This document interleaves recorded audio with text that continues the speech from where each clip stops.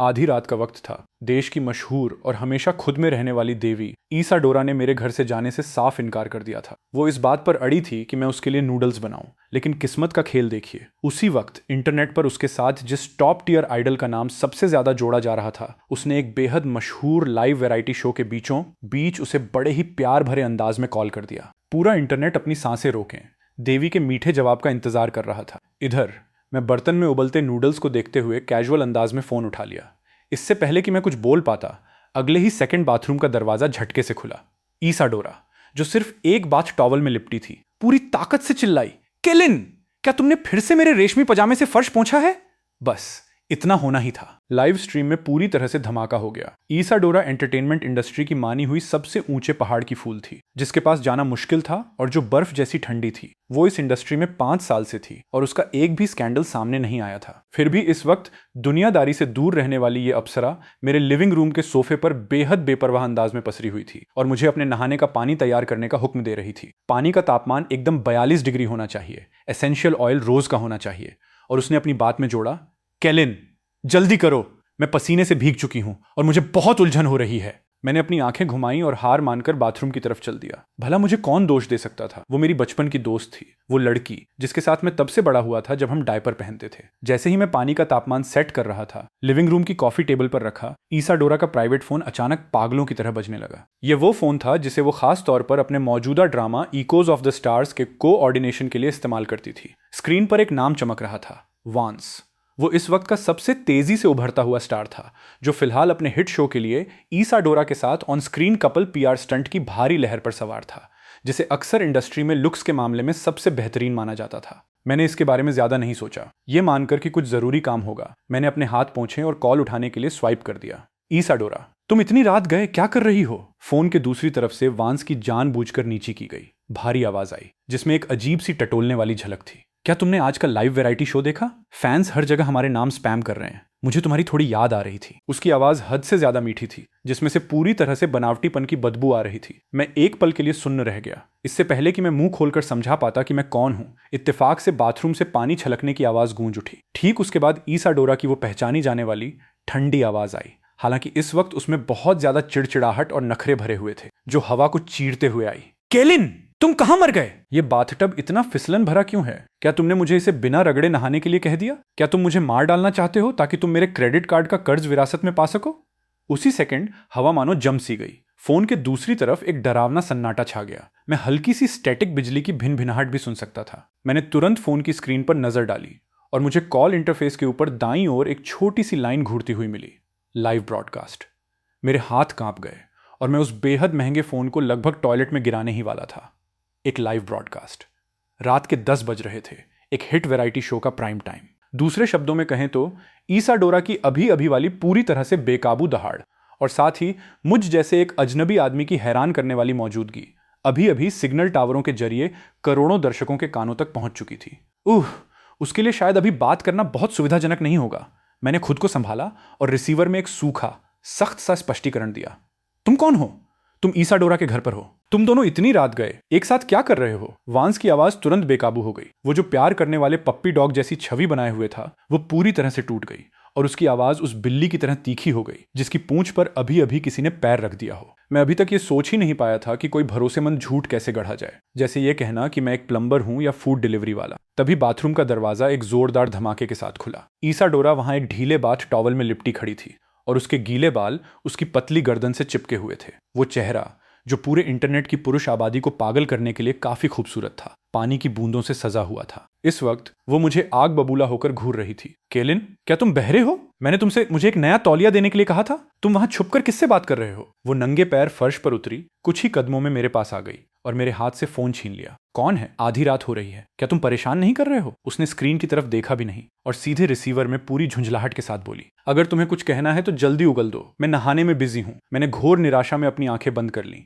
सब खत्म हो गया था। आज रात एंटरटेनमेंट इंडस्ट्री में भूचाल आने वाला था। ईसाडोरा की वो पहुंच से बाहर रहने वाली देवी जैसी छवि अब ऐसे छोटे छोटे टुकड़ों में बिखरने वाली थी जिन्हें कभी वापस जोड़ा नहीं जा सकेगा। मुझे ये जानने के लिए देखने की भी जरूरत नहीं थी कि ट्रेंडिंग सर्च लिस्ट पर अब तक पूरी तरह से कब्जा हो चुका होगा। ईसाडोरा ने घर में छिपाया अनजान आदमी देवी की छवि, चकनाचूर और वांस को लाइव टीवी पर मिला धोखा जैसे टॉपिक हर जगह छाए होंगे। ईसाडोरा मेरी बचपन की दोस्त थी और मेरी किस्मत का श्राप भी। किंडरगार्टन में जब से उसने मेरी लॉलीपॉप चुराई थी, ये औरत मुझ पर हावी रही थी और एक तानाशाह की तरह बर्ताव करती थी। बाहरी दुनिया को लगता था कि वो एक आइसबर्ग देवी है जिसे सिर्फ दूर से ही निहारा जा सकता है। मैं इकलौता था जो जानता था कि निजी जिंदगी में वो रोजमर्रा के कामों में लगभग पूरी तरह से नाकाबिल थी। एक चिड़चिड़े स्वभाव वाली और खाने में नखरे करने वाली आफत। जब हम बच्चे थे, हम हॉल के ठीक आमने सामने रहते थे। मेरी माँ कहा करती थी, कैलिन, ईसाडोरा की जिंदगी मुश्किल है। उसके माता पिता हमेशा व्यस्त रहते हैं। उसके साथ थोड़ा और तालमेल बिठाकर चला करो। वो थोड़ा सा तालमेल 20 साल से भी ज्यादा समय तक खिंच गया। जब उसे पहली बार पीरियड्स आए तो मैं ही था जिसने उसके लिए पैड खरीदे। जब वो पहली बार किसी झगड़े में पड़ी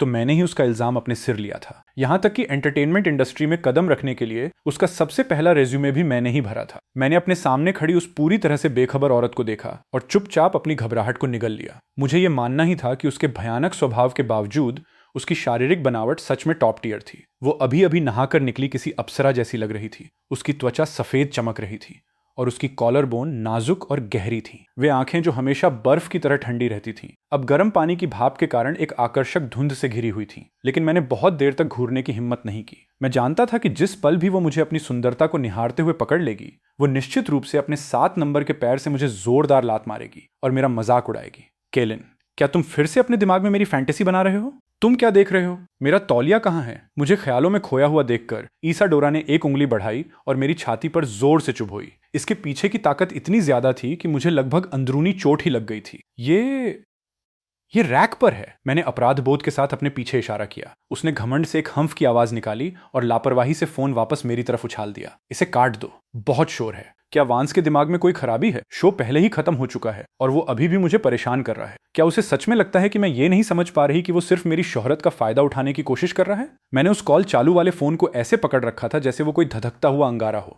वांस ने अभी तक फोन नहीं काटा था। सिर्फ फोन ही नहीं काटा था, बल्कि लाइव स्ट्रीम साफ तौर पर अभी भी चल रही थी, क्योंकि मैं डायरेक्टर के कैमरे स्विच करने की घबराई हुई आवाजें सुन सकता था और साथ ही लाइव स्टूडियो के दर्शकों की बेकाबू चीखें और हंगामा भी सुनाई दे रहा था।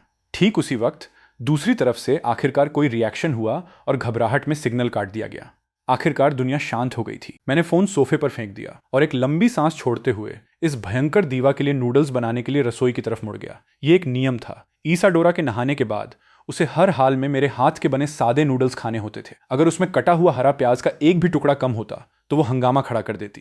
केलिन, मैं चाहती हूं कि तुम इसमें 2 हाफ फ्राई अंडे डालो, ईसाडोरा ने बाथरूम से चिल्लाते हुए कहा। उसकी आवाज में पूरी ऊर्जा थी, जिसमें एक फीमेल सेलिब्रिटी वाली आत्म जागरूकता का पूरी तरह से अभाव था। हरे प्याज को काटते हुए मैंने मानसिक रूप से अपने बचने का रास्ता तैयार किया। जब उसकी मैनेजर कार्मेला कुछ ही देर में यहां तूफान की तरह आएगी तो वो शायद मेरी चमड़ी उधेड़ देगी। आखिर मैंने अभी अभी अकेले ही उनके 5 साल से बनाए गए जीरो स्कैंडल के उस मिथक को बर्बाद कर दिया था जिसे उनकी कंपनी ने इतनी मेहनत से गढ़ा था। लेकिन मुझे उम्मीद नहीं थी कि सजा इतनी जल्दी आ जाएगी। नूडल्स अभी बर्तन से बाहर ही आए थे कि किसी ने डोरबेल को इतनी जोर से दबाया कि लगा जैसे वो फट जाएगी। केलिन, दरवाजा खोलो, मुझे पता है ईसाडोरा तुम्हारे घर पर है। तुम दोनों ने बहुत बड़ी मुसीबत खड़ी कर दी है। दरवाजे के बाहर से कार्मेला की जानी पहचानी भारी आवाज गूंजी, जो ऐसी लग रही थी जैसे उसे किसी भी वक्त हार्ट अटैक आ जाएगा। इससे पहले कि मैं जाकर दरवाजा खोल पाता, ईसाडोरा तौलिए से अपने बाल सुखाते हुए बाथरूम से बाहर आ चुकी थी। उसने मेरी ओवरसाइज टी-शर्ट पहन रखी थी जिसने उसके शॉर्ट्स को पूरी तरह से छिपा दिया था और उसकी दोनों लंबी टांगें इतनी झलक रही थीं कि किसी को भी चक्कर आ जाए। कौन है? इतना शोर क्यों है? उसने हवा में सूंघा और उसकी आंखें तुरंत चमक उठी। नूडल्स तैयार हैं, कमाल की खुशबू आ रही है। उसने दरवाजे पर हो रही जोरदार खटखटाहट को पूरी तरह नजरअंदाज किया और सीधे डाइनिंग टेबल की तरफ लपकी। कटोरा उठाकर उसने एक बड़ा सा कौर लिया। तुम्हारे नूडल्स अभी भी सबसे बेहतरीन हैं। सेट पर मिलने वाले बॉक्स लंच तो सच में सुअरों के खाने जैसे होते हैं। मैंने बेबसी से आह भरी और दरवाजा खोलने के लिए आगे बढ़ा। जैसे ही दरवाजा खुला, कार्मेला एक तोप के गोले की तरह अंदर घुसी। ईसाडोरा, तुम्हें अभी भी नूडल्स खाने का मन कर रहा है? कार्मेला ने अपनी आर्टिस्ट की तरफ देखा जिसका मुंह तेल से चमक रहा था और वो खुद गुस्से से कांप रही थी। उसने एक टैबलेट ऊपर उठाया और उसे सीधे ईसाडोरा के चेहरे के सामने कर दिया। खुद देख लो, ट्रेंडिंग सर्च फट चुके हैं, सर्वर पूरी तरह से क्रैश हो गए हैं। स्क्रीन पर गहरे लाल रंग के सर्च टर्म चौंकाने वाले तरीके से प्रमुख थे। ईसाडोरा बाथरूम, दरवाजा कांड, रहस्यमयी आदमी कैमरे में कैद। केलिन कौन है? वांस को सरेआम मिला धोखा और बेइज्जती। ईसाडोरा एंटरटेनमेंट इंडस्ट्री से बाहर निकलो। ईसाडोरा ने, जिसके मुंह से आधा फ्राई अंडा लटक रहा था, लापरवाही से स्क्रीन की तरफ देखा। फट गए? मतलब फट गए?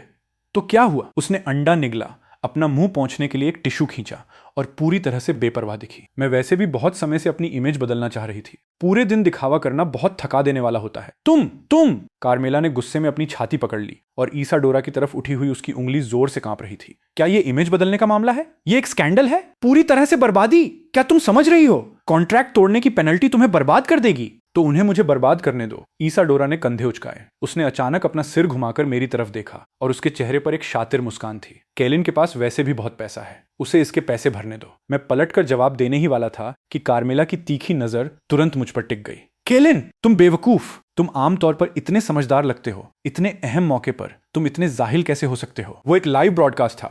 Live broadcast. कार्मेला ने मेरे माथे पर उंगली चुभोई। उसे इस बात का बहुत गुस्सा था कि मैं उम्मीदों पर खरा नहीं उतरा। बहुत बढ़िया, अब पूरा इंटरनेट तुम्हारी जन्म कुंडली खंगाल रहा है। वे कह रहे हैं कि तुम ईसाडोरा के पाले हुए एक खिलौने हो, उस तरह के मुफ्तखोर जो एक औरत पर निर्भर रहते हैं लेकिन फिर भी नखरे दिखाते हैं। मेरा मुंह फड़क उठा। मुफ्तखोर? मैं एक इज्जतदार। खैर, इस छत के नीचे मैं सच में काफी हद तक एक मुफ्तखोर जैसा ही लग रहा था। कार्मेला, असल में मैंने अभी समझाने की कोशिश की थी। चुप रहो! कार्मेला ने मेरी बात काट दी। अब समझाने का क्या फायदा? पीआर डिपार्टमेंट पहले ही लॉकडाउन में है। अब सिर्फ एक ही रास्ता बचा है। कार्मेला ने एक गहरी सांस ली। उसकी आंखें ईसाडोरा और मेरे बीच तेजी से घूम रही थीं और फिर आखिरकार उसने दांत पीसते हुए कहा, हम रिलेशनशिप को मान लेते हैं। ईसाडोरा और मैं एक साथ बोले, क्या? यही इकलौता तरीका है। कार्मेला के शब्द तेजी से बाहर निकले। हम बस ये कहेंगे कि तुम बचपन के प्यार हो, कि तुम सालों से डेट कर रहे हो और तुम्हारा रिश्ता बहुत मजबूत है। इस तरह हम आम जनता की नज़र में थोड़ी बहुत साख बचा सकते हैं। हम एक गंदे प्राइवेट लाइफ स्कैंडल को एक सच्चे और पवित्र प्यार की कहानी में बदल देंगे। इसके अलावा केलिन दिखने में बुरा नहीं है। थोड़ी साफ सफाई के बाद वो कैमरे पर अच्छा लगेगा। ईसाडोरा ने पलकें झपकाईं और फिर अचानक हंस पड़ी। उसने अपनी चॉपस्टिक्स नीचे रखी, मेरे पास चलकर आई और मेरे कंधे पर एक हाथ डाल दिया, लगभग अपना पूरा वजन मुझ पर टिकाते हुए। ठीक है, मुझे कोई एतराज नहीं है। इस लड़के के लिए तो ये फायदे का सौदा है। उसने अपना सिर घुमाया और उसकी गर्म सांसें मेरे कान पर महसूस हुईं, एक ऐसी आवाज का इस्तेमाल करते हुए जिसे सिर्फ हम दोनों ही सुन सकते थे। उसने फुसफुसाकर कहा, हे छोटे पैरों वाले केलिन, अब से तुम आधिकारिक तौर पर मेरे पसंदीदा गुलाम हो। क्या तुम खुश हो? मेरे दिल की धड़कन एक पल के लिए रुक गई। मैंने अपने इतने करीब उसके बेदाग चेहरे को देखा। उसकी आंखों में एक सफल शरारत की चमक थी, लेकिन उनमें एक ऐसा भाव भी छिपा था जिसे मैं पूरी तरह से समझ नहीं पाया। तभी मेरी जेब में रखे फोन में वाइब्रेशन हुआ। मैंने उसे बाहर निकाला और देखा कि एक अनजान नंबर से एक टेक्स्ट मैसेज आया था। कंटेंट बहुत छोटा था, लेकिन उसमें धमकी का भारी लहजा था। ईसाडोरा से दूर रहो, वो भी तब अगर तुम नहीं चाहते कि तुम्हारे उस वक्त के गंदे राज सबके सामने खींचकर बाहर लाए जाएं। मैंने अपनी आंखें सिकोड़ लीं और उस मैसेज को घूरता रहा। उस वक्त के गंदे राज? मैं, केलिन, हमेशा एक सीधे रास्ते पर चला था और मैंने चीजें सही ढंग से की थीं। मेरी इकलौती तथाकथित डार्क हिस्ट्री शायद यही थी कि मैंने ईसाडोरा की खातिर उस सर्कल को पूरी तरह से छोड़ दिया था। ऐसा लग रहा था कि कोई घबरा रहा है। क्या ये वांस था या उसके पीछे खड़ी पूंजी? क्या हुआ? ईसाडोरा ने मेरे मूड में हुए बदलाव को बहुत बारीकी से भांप लिया और करीब आकर मेरी स्क्रीन को देखने की कोशिश की। मैंने चुपचाप स्क्रीन लॉक कर दी और अपने कंधे पर रखे उसके हाथ को पकड़ने के लिए पीछे हाथ बढ़ाया। उसकी हथेली मुलायम और थोड़ी ठंडी थी। कुछ नहीं, बस स्पैम है। मैंने कार्मेला की तरफ देखा। मेरी नजर तुरंत पहले वाली सुस्ती से बदलकर रेजर जैसी तेज हो गई, मानो मैं पूरी तरह से कोई और इंसान बन गया हूं। कार्मेला, रिश्ते को मानना कोई समस्या नहीं है। हालांकि मैं रुका और मैंने एक ठंडी सी हंसी हंसते हुए कहा, वो वांस, क्योंकि वो हमें सीढ़ी बनाकर टॉप पर पहुंचना चाहता है तो उसे नीचे गिरने और लाखों टुकड़ों में टूटने के लिए भी तैयार रहना चाहिए। कार्मेला हैरान रह गई। इतने सालों में जब से वो मुझे जानती थी, उसने मुझे कभी इस तरह का भाव दिखाते नहीं देखा था। उस इंसान का वो ऑरा जिसके पास लंबे समय तक ताकत रही हो, फैसला लेने वाला और बेरहम, जिसने उसके जैसी गोल्ड टियर मैनेजर को भी एक अजीब से दबाव का एहसास करा दिया था। केलिन, तुम क्या करने की सोच रहे हो? मैंने कोई जवाब नहीं दिया। मैंने ईसाडोरा का फोन फिर से उठा लिया। भले ही उस लाइव वैरायटी शो ने कॉल काट दिया था, लेकिन ब्रॉडकास्ट खुद खत्म नहीं हुआ था। इस वक्त वांस कैमरे के सामने लाल आंखों के साथ एक दुख भरी कहानी बेच रहा था। वो ये जताने की पूरी कोशिश कर रहा था कि ईसाडोरा की निजी जिंदगी बहुत खराब है और उसकी भावनाओं के साथ खिलवाड़ किया गया है। लाइव चैट उन कमेंट से भरी हुई थी जो उसके लिए अफसोस जता रहे थे और ईसाडोरा और उसके आशिक पर गंदी गालियां बरसा रहे थे। मैं हल्के से हंसा। मेरी उंगलियां स्क्रीन पर तेजी से चल रही थी। अगर हमें खेलना ही था तो क्यों न एक बहुत बड़ा खेल खेला जाए। मैंने सीधे ईसाडोरा के मुख्य सोशल मीडिया अकाउंट में लॉगिन किया। ठीक इसी पल पूरे इंटरनेट की निगाहें इसी प्रोफाइल पर टिकी हुई थीं। मैंने एक नई पोस्ट ड्राफ्ट की। इसके साथ जुड़ी फोटो में वही आधे खाए हुए सादे नूडल्स का कटोरा था और साथ ही मेरी टी शर्ट पहने ईसाडोरा की पीठ की तस्वीर थी। कैप्शन सिर्फ एक साधारण सा वाक्य था, लेकिन ये पूरी एंटरटेनमेंट इंडस्ट्री को पलट कर रख देने के लिए काफी था। बचपन से जो नूडल्स मैं खाती आ रही हूँ, किसी और के बनाए नूडल्स मुझे पसंद नहीं आएंगे। रही बात कुछ नाचने वाले जोकरों की, अगर तुम अपनी एक्टिंग का हुनर अपने असली किरदारों में लगा पाते तो आज भी तुम सिर्फ लिप सिंक करने वाले एक ट्रैफिक स्टार बनकर नहीं रह जाते। At once.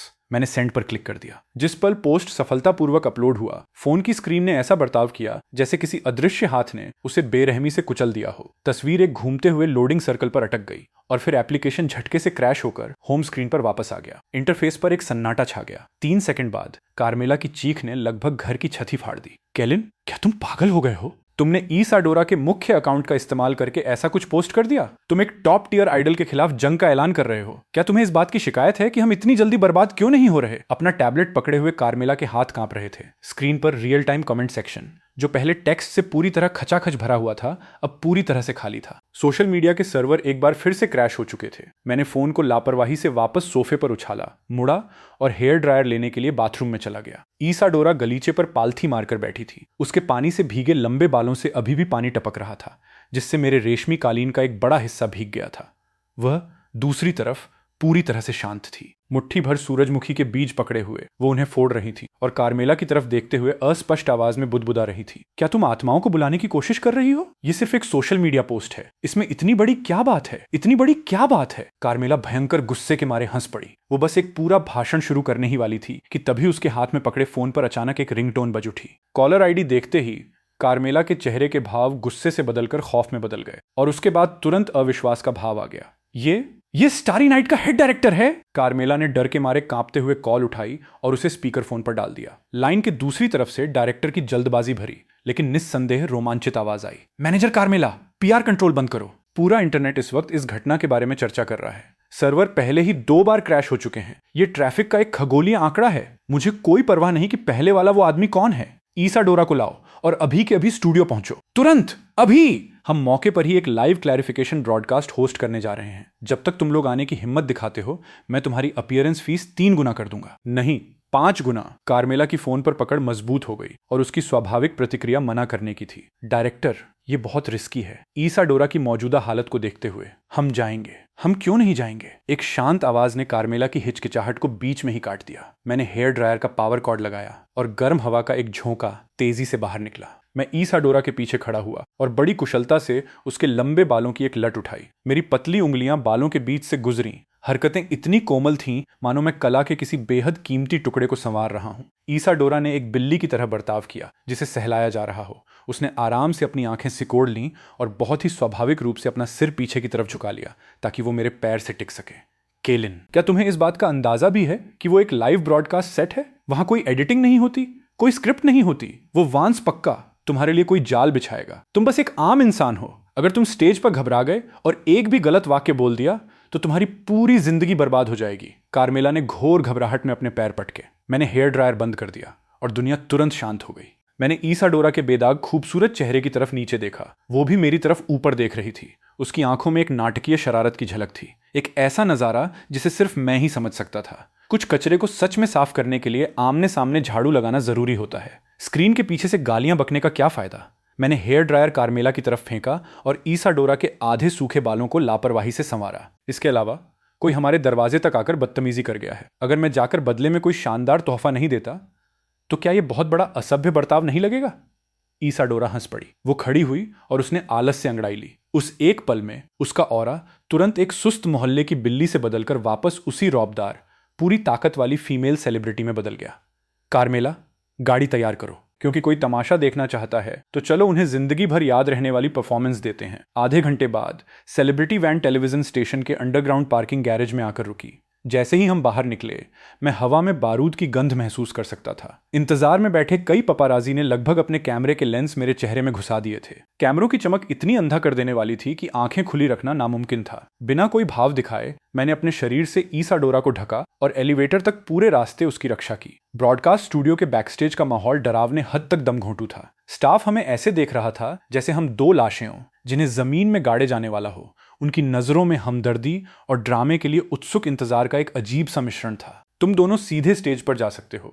लाइव ब्रॉडकास्ट पहले ही शुरू हो चुका है। डायरेक्टर ने अपने हाथ रगड़े और हमारा स्वागत करने के लिए आगे बढ़ते हुए उसका चेहरा लाल चमक रहा था। हालांकि उसकी नज़रें बार बार मेरी तरफ घूम रही थीं, जैसे ये मापने की कोशिश कर रही हूं कि मैं, ये अनजान आदमी, असल में कितनी हैसियत रखता हूं। मैंने हमारे आसपास गूंज रही फुसफुसाहटों को नज़रअंदाज किया और स्टेज की तरफ जाने वाले विशाल दरवाजों को धकेल कर खोल दिया। अंधा कर देने वाली स्पॉटलाइट्स सीधे मेरे चेहरे पर पड़ी। स्टेज के बीचों बीच वांस एक शुद्ध सफ़ेद हाउते काउचर सूट पहने सोफे पर बैठा था। उसकी आंखों के गड्ढे थोड़े लाल थे और उसके चेहरे पर पूरी तरह से निराशा का भाव था। वो बिल्कुल एक ऐसे गहरे प्यार करने वाले राजकुमार की तरह लग रहा था जिसे अभी अभी बड़ी बेरहमी से छोड़ दिया गया हो। हमें बाहर आते देख उसकी आंखों में एक मुश्किल से दिखाई देने वाली शातिर दुर्भावना कौंध गई, लेकिन वो पल भर में गायब हो गई और उसकी जगह एक दबाए हुए दर्दनाक दुख के भाव ने ले ली। ईसाडोरा, तुम आ गई। वांस खड़ा हुआ। उसकी आवाज़ भारी थी।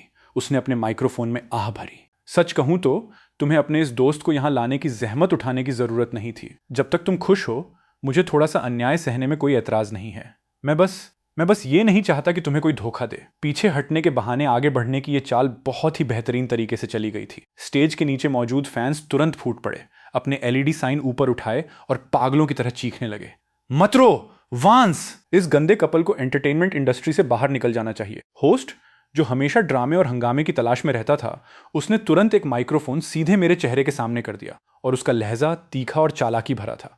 सर, देवी ईसाडोरा के सोशल मीडिया पर अभी जो पोस्ट आया था वो आपने ही भेजा था, है ना? वांस का कहना है कि उन्हें इस बात की चिंता है कि ईसाडोरा को फंसाया जा रहा है और उन्होंने ये भी इशारा किया है कि किसी का स्वभाव बहुत गुस्सैल और हिंसक है। आप इसे कैसे समझाएंगे? आप असल में क्या काम करते हैं? क्या आप सच में वही मशहूर मुफतखोर हैं जिसके बारे में हर कोई बात कर रहा है? ईसाडोरा की भौहें तन गईं। जैसे ही वो भड़कने वाली थी, मैंने हाथ बढ़ाकर उसके कंधे पर मजबूती से दबाव डाला। उसके कंधे नाजुक थे, जो इस वक्त मुश्किल से रोके गए गुस्से की वजह से अकड़े हुए थे। मैंने उसे हल्के से थपथपाया, उसे शांत रहने और अपना गुस्सा काबू में रखने का इशारा करते हुए। वांस एक तरफ खड़ा था, पाखंडी तरीके से चीजों को शांत करने की कोशिश कर रहा था। होस्ट, प्लीज उनसे ये मत पूछिए। शायद इन सज्जन का स्वभाव थोड़ा बेबाक है। मुझे यकीन है कि क्योंकि ईसाडोरा ने इन्हें चुना है तो उनके पास अपने कारण होंगे। भले ही इससे सच में मेरा दिल टूट जाता है। ये कहने के बाद उसने मजबूत होने का नाटक किया और अपनी आंख के कोने से न दिखने वाले आंसू पोंछे। पूरे स्टूडियो में हूटिंग का शोर गूंज उठा। लाइव चैट के कमेंट्स ने शायद अब तक मेरे पूर्वजों की 18 पीढ़ियों को गालियां दे दी होंगी। मैंने वांस के चेहरे की तरफ देखा, जिस पर फाउंडेशन की मोटी परत पुती थी, और मैं अचानक मुस्कुरा दिया। मैंने होस्ट का माइक्रोफोन नहीं लिया। इसके बजाय मैं सीधे स्टेज के बिल्कुल बीच में चला गया। वहां एक विशाल एलईडी स्क्रीन लगी थी, जिसका इस्तेमाल दर्शकों के इंटरैक्टिव कमेंट्स दिखाने के लिए किया जाता था। समझाऊं? मैंने अपनी जेब से अपना फोन निकाला और बहुत ही सलीके से कनेक्शन केबल को बड़ी स्क्रीन के इंटरफेस से जोड़ दिया। मेरी हरकतें बहते पानी की तरह इतनी सहज थीं, मानो ये करोड़ों दर्शकों वाला कोई लाइव ब्रॉडकास्ट सेट नहीं, बल्कि मेरा अपना लिविंग रूम हो। चूंकि हर कोई सच जानने के लिए इतना बेचैन है, तो चलिए कुछ दिलचस्प चीज देखते हैं। वांस के चेहरे का रंग थोड़ा उड़ गया। उसे लगा कि कुछ गड़बड़ है और उसने सहज रूप से मुझे रोकने की कोशिश की। तुम क्या कर रहे हो? ये एक लाइव ब्रॉडकास्ट है। तुम्हारे बेवकूफी भरे कामों के लिए कोई जगह नहीं। इतनी जल्दी क्या है? मैंने अपना सिर उठाया। मेरी नजर एक धारदार ब्लेड की तरह सीधे उसकी आंखों में उतर गई।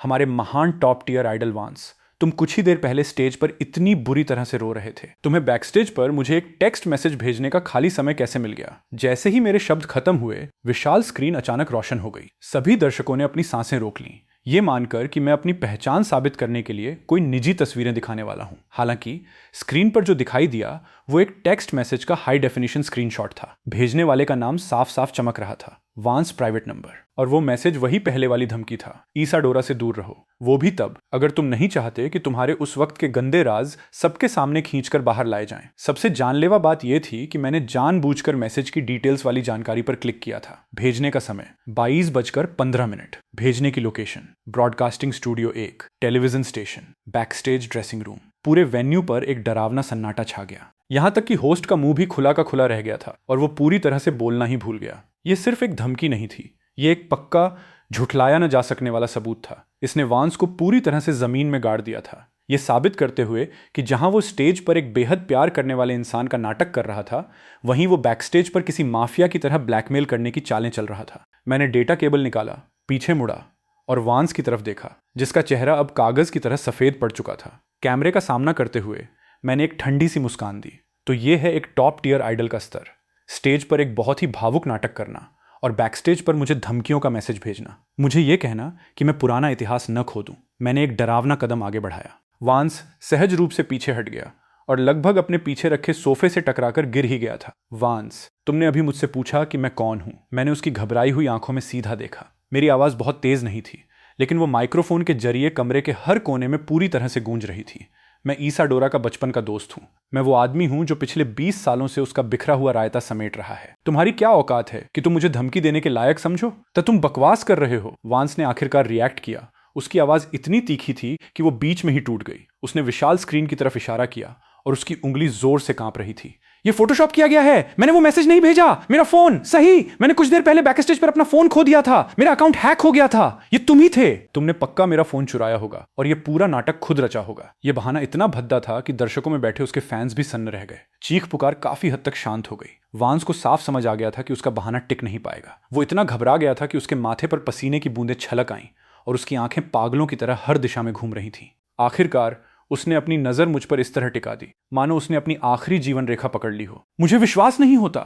ईसाडोरा तुम जैसे एक शातिर घटिया चालबाज के झांसे में कैसे आ सकती है? वांस ने पूरी ताकत से अपनी टाई खींचकर निकाल दी। उसकी अपमानित और गुस्से से भरी उस भयानक शक्ल ने उसके उस संस्कारी दिखावे की धज्जियां उड़ा दी जिसे वो बनाए रखने की कोशिश कर रहा था। वो लंबे डग भरते हुए स्टेज पर रखे एक ग्रैंड पियानो की तरफ गया, जो कि प्रोडक्शन क्रू ने मूल रूप से उसके टैलेंट परफॉर्मेंस के लिए तैयार किया था। तुम्हारा नाम केलिन है ना? क्या तुमने अभी ये नहीं कहा था कि मैं लिप सिंक करने वाले एक ट्रैफिक स्टार के अलावा और कुछ नहीं हूं? ठीक है। उसने अपने हाथ भारी रूप से कुंजियों पर दे मारे, जिससे एक कठोर चुभने वाली धुन पूरे एरिना में गूंज उठी। अगर तुम असली मर्द हो तो औरतों के पीछे छिपकर गंदी चालें मत चलो मुकाबला करते हैं। एक talent competition, piano, guitar, singing, जो चाहो चुन लो। मैं ईसाडोरा को दिखाने जा रहा हूं कि सच में टैलेंटेड कौन है और कौन सिर्फ एक फालतू मुफ्तखोर है। उसकी आंखें खून की तरह लाल थीं और वो मुझे उकसाते हुए घूर रहा था। इस तरह के आमने सामने के मुकाबले का इस्तेमाल करके गिरती हुई स्थिति को संभालने की कोशिश कर रहा था। अपने उस प्रोफेशनल क्षेत्र में अपना सम्मान वापस पाने की कोशिश कर रहा था जिसमें वो सबसे अच्छा था। ईसाडोरा ने अपनी आंखें घुमाई और उसे गालियां देना शुरू ही करने वाली थी कि मैंने उसे एक बार फिर रोक दिया। मैंने उस बेतहाशा महंगे स्टीनवे ग्रैंड पियानो को देखा,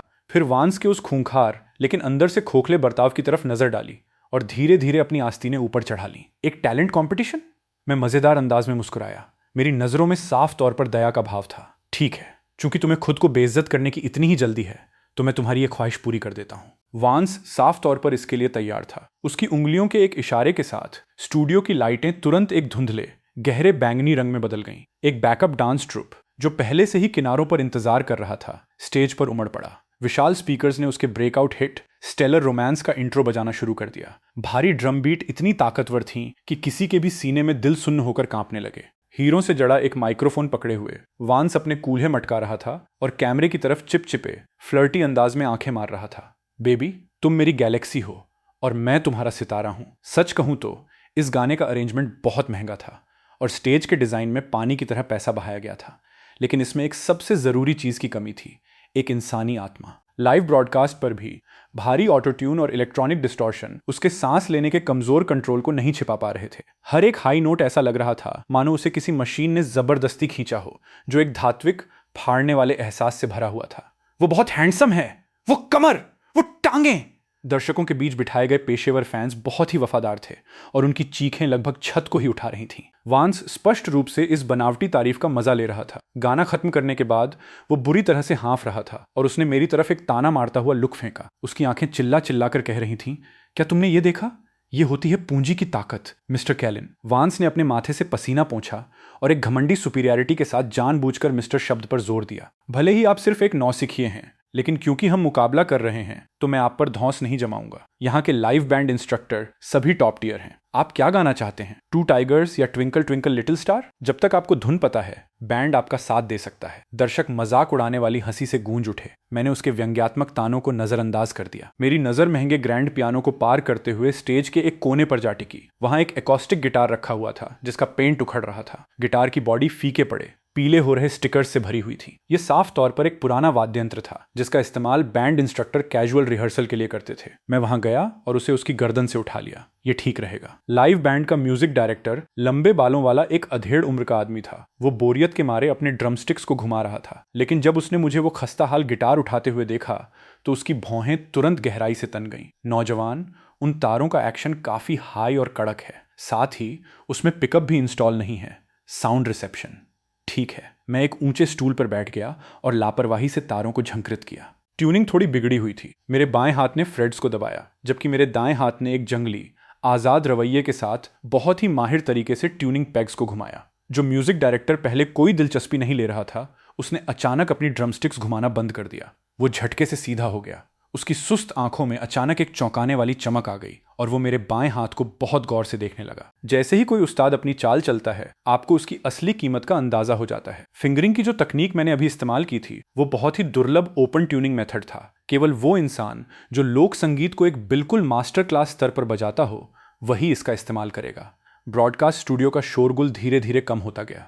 मैंने माइक्रोफोन की ऊंचाई सेट की। मेरी नजर अंधा कर देने वाली स्पॉटलाइट्स को चीरते हुए ईसाडोरा पर जाकर टिकी। वो स्टेज के किनारे पर खड़ी थी। उसने अपनी बाहें अपनी छाती पर बांध रखी थीं और उसके चेहरे पर एक खतरनाक भाव था जो कह रहा था, अगर तुमने मुझे बेइज्जत करने की हिम्मत की तो मैं तुम्हारा खून कर दूंगी। फिर भी उसकी उंगलियां जो उसकी अपनी ही बाहों को इतनी कसकर पकड़े हुए थीं, वो उसकी घबराहट को पूरी तरह से बयां कर रही थी। इस गाने का कोई नाम नहीं है। मैंने तारों को छेड़ा। मेरी आवाज नीची और गहरी थी। इसमें कोई दिखावटी, बढ़ा चढ़ाकर पेश की गई तकनीकें नहीं थीं, बल्कि इसकी बनावट बिल्कुल लकड़ी पर रगड़े जाने वाले सैंड पेपर जितनी कच्ची थी। 5 साल की उम्र में तुमने मेरी कैंडी चुराई थी। 7 साल की उम्र में तुम पेड़ पर चढ़ी और अपने कपड़े फाड़ लिए। तुमने कहा था कि जब तुम बड़ी होगी तो सबसे बहादुर राजा से शादी करोगी। फिर भी 18 साल की होने वाली उस रात को तुम रोईं और तुमने मुझसे एक गर्म सूप का कटोरा बनाने की मिन्नतें की। एक साधारण स्ट्रमिंग मेरी धीमी कहानी कहने वाली आवाज के साथ मिलकर उसने तुरंत पूरे स्टूडियो को एक धुंधले पुरानी यादों वाले दौर में खींच लिया। ये कोई मेलोड्रामा से भरा लव सॉन्ग नहीं था जो छोटी छोटी बातों का बतंगड़ बना रहा हो। ये मेरी और ईसाडोरा की 20 साल की दास्तान थी। इसके बोल में प्यार शब्द का कहीं कोई जिक्र नहीं था। फिर भी हर एक लाइन पूरी तरह से उस शोर शराबा करने वाली बिल्कुल बेतुकी लेकिन दर्दनाक हद तक नाजुक लड़की के बारे में थी। ईसाडोरा की आंखें साफ तौर पर लाल हो गईं। उसने अपनी बाहें खोलीं और अपने मुंह को कसकर ढक लिया, मानो वो उन सभी दृश्यों को याद कर रही हो जिन्हें सिर्फ हम दोनों ही जानते थे। वो दोपहर जब मैंने उसके लिए मार खाई थी, वो देर रात जब वो अपने सबसे पहले ऑडिशन में फेल हो गई थी और सड़क किनारे पागलों की तरह रोई थी, और वे अनगिनत सुबहें जब मैंने उसके लिए नूडल्स उबाले थे। जैसे ही कोरस शुरू हुआ, मेरी उंगलियों की लय तेज हो गई। वे बारिश की तेज बूंदों की तरह गिर रही थी और भावनाओं का सैलाब बढ़ता जा रहा था। ये दुनिया अजीब और भटकी हुई है। हर किसी को शोहरत चाहिए। मैं इकलौता हूं जो जानता है कि जब तुम अपना कवच उतारती हो तो कैसी दिखती हो। तुम कोई दूर रहने वाली देवी नहीं हो। तुम बस एक छोटी सी बच्ची हो जिसे अंधेरे से डर लगता है, भूतों से डर लगता है और अकेले रह जाने से डर लगता है। जैसे ही आखिरी धुन धीमी पड़ी, मैंने अपनी हथेली तारों पर दबा दी। उसकी गूंज हवा में कांपती रही। पूरे स्टूडियो में सन्नाटा पसरा था। न कोई चीखें थीं, न चमकने वाली कोई स्टिक्स लहराई जा रही थी। ऐसा लग रहा था मानो हर किसी पर कोई सुन्न कर देने वाला जादू कर दिया गया हो। यह सन्नाटा तब तक रहा जब तक कि जजों के पैनल में बैठा एक सीनियर म्यूजिक क्रिटिक, गिडियन नाम का एक आदमी जिसने मोटे काले चश्मे पहन रखे थे और जो अपनी तीखी जबान के लिए बदनाम था, अचानक अपनी जगह से उछलकर खड़ा नहीं हो गया। उसकी कुर्सी जमीन पर गिरने की जोरदार आवाज ने सन्नाटे को तोड़ दिया। ये अरेंजमेंट! गिडियन की आवाज जबरदस्त उत्साह से थोड़ी कांप रही थी। उसने सीधा मेरी तरफ इशारा किया। वो मुझे ऐसे देख रहा था मानो वो किसी जिंदा हो चुकी लेजेंडरी हस्ती को देख रहा हो। ये बेहद अनोखा क्रोमैटिक डिसेंडिंग स्केल और ये कहानी कहने वाला फोक स्ट्रक्चर, ये बहुत मिलता जुलता है। ये बिल्कुल उसी के जैसा है। होस्ट एक पल के लिए सुन्न रह गया और उसने जल्दी से पूछा, मिस्टर गिडियन, किसके जैसा? उस जीनियस सॉन्ग राइटर के जैसा जो 5 साल पहले एक टूटते तारे की तरह चमका था और फिर बिना कोई नामो निशान छोड़े गायब हो गया था। गिडियन इतना उत्तेजित था कि उसका चेहरा और गर्दन टमाटर की तरह लाल हो गए थे। सिर्फ एन ही कोई ऐसी धुन लिख सकता है जो रूह को इस कदर सीधा छू ले। इस उच्च कोटि की कला की तुलना आज के समय में बन रहे फैक्ट्रियों वाले कचरे से बिल्कुल नहीं की जा सकती। जिस पल ये शब्द कहे गए, पूरे एरिना में हंगामा मच गया। संगीत की दुनिया का वो भगवान जिसने डीप सी गाना लिखा था, जिसने गोल्डन मेलोडी अवार्ड्स में धूम मचा दी थी, और फिर रहस्यमयी तरीके से गायब हो गया था। अरे बाप रे, मेरे पूरे शरीर में रोंगटे खड़े हो गए हैं। ये असली संगीत है। लाइव चैट कमेंट्स की दिशा तुरंत ही पलट गई। हे भगवान, मैं इसे सुनकर रो पड़ा। ये सच्चा एहसास है। वांस अभी थोड़ी देर पहले क्या गा रहा था? अंडरवर्ल्ड का म्यूजिक। सच कहूं तो इन लिरिक्स ने सीधा दिल पर वार किया है। बचपन के प्यार के 20 साल, इससे कौन बच सकता है? मैं गिटार सीखता हूं।